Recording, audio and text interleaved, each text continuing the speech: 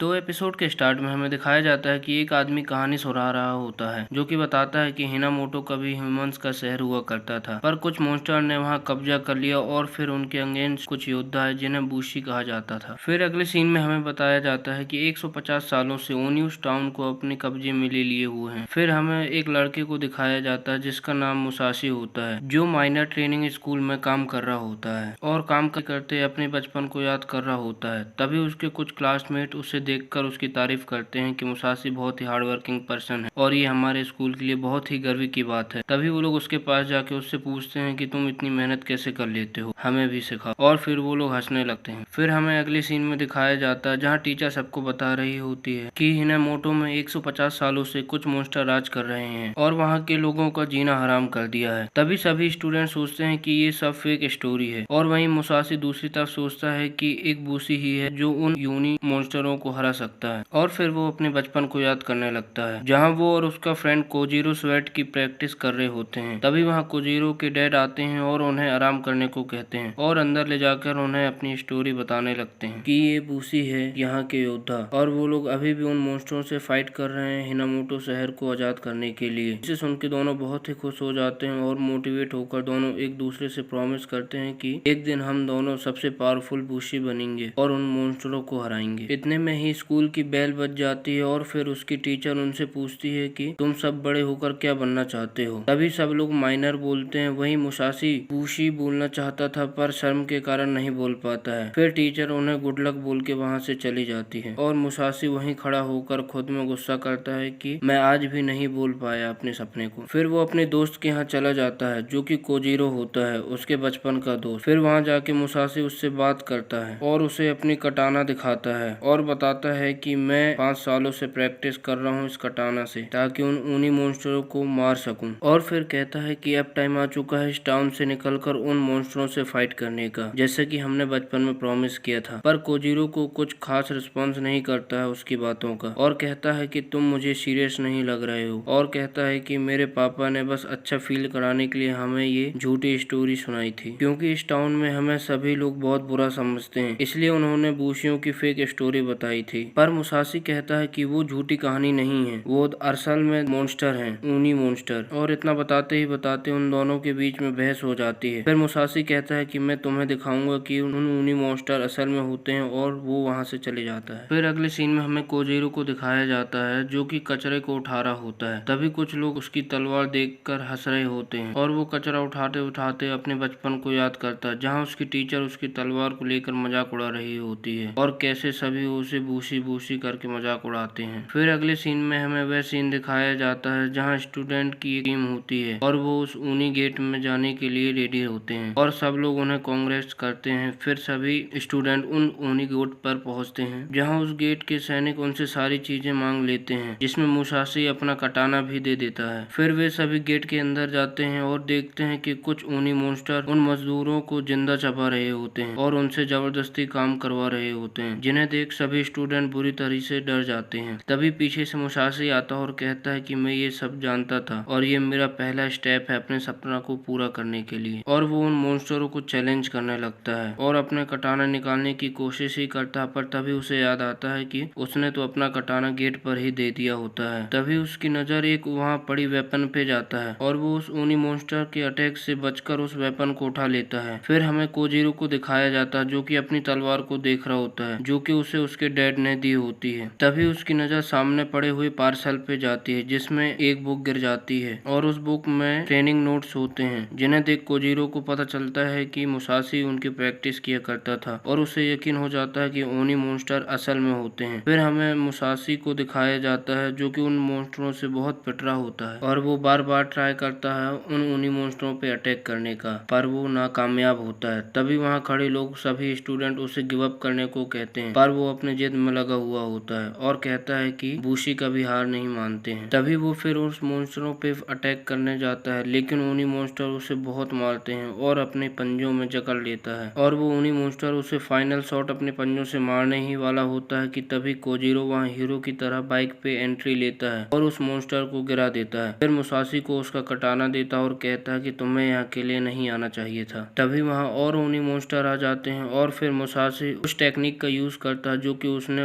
पिछले 5 सालों में सीखा होता है और उस एक ऊनी मॉन्स्टर को बीच से फाड़ देता है, जिसे देख कोजीरो और सब सरप्राइज हो जाते हैं। फिर दोनों मिलकर सभी ऊनी मॉन्स्टरों को खत्म कर देते हैं। फिर मुसाशी काजिरो को प्रॉमिस करने को कहता है कि अब हम दोनों मिलकर उस सपने को पूरा करेंगे जो हमने बचपन में देखा था। पर तभी एकदम से वहाँ धरती हिलती है और वो सभी देखते हैं कि उस माउंटेन से बहुत तेज रोशनी निकलती है। तभी वहाँ खड़े सैनिक लॉर्ड किशन करके चिल्लाने लगते हैं और कहते हैं कि वो गुस्सा हो गए हैं। तभी कोजीरो उन्हें बताता है कि ये सब उन ऊनी मॉन्स्टरों का बॉस है और उन्हें चारों तरफ से अफरा तफरी मच जाती है। तभी वो बड़ा मॉन्स्टर निकलने ही वाला होता है कि इतने में ही हमारे पहले एपिसोड का एंड हो जाता है।